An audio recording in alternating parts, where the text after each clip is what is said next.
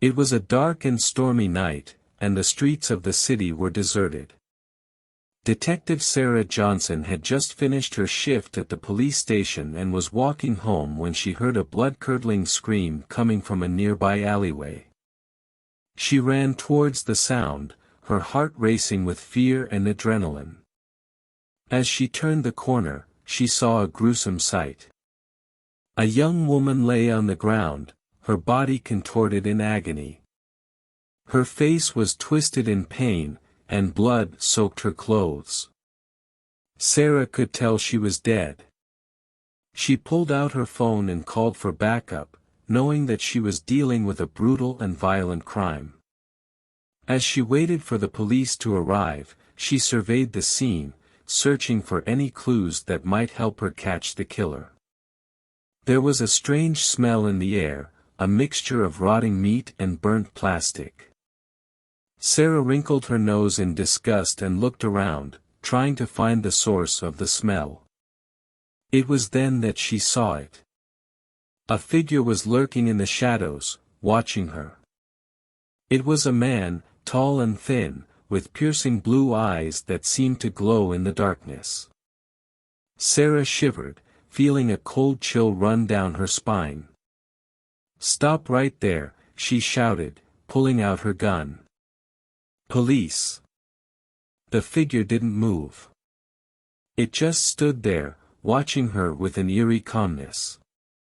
Sarah took a step closer, her gun aimed at the man's chest. She could feel her heart pounding in her chest as she prepared to make the arrest. But before she could react, the man lunged towards her. Sarah fired her gun, but the man was too quick. He knocked the gun out of her hand and pinned her against the wall. Sarah struggled, but the man was too strong. He held her tightly, his face inches from hers. She could feel his hot breath on her skin, and she knew that she was in grave danger. "What do you want?" she whispered, her voice trembling with fear. The man just grinned, his eyes glinting with a cruel light. "You'll see," he said, before disappearing into the night. Sarah was left alone in the alleyway, shaken and terrified. She knew that the killer was still out there, and that she was in grave danger. She stumbled back towards the police station, her mind racing with fear and confusion. As she entered the station, she was met by a team of detectives who had been dispatched to investigate the crime scene. They looked at her with concern, sensing that something was wrong. "What happened?" asked one of the detectives, a grizzled old veteran named John. Sarah took a deep breath, trying to steady her nerves. "There's been a murder," she said, her voice shaking. "A young woman, in the alleyway near my house. I saw the killer, but he got away."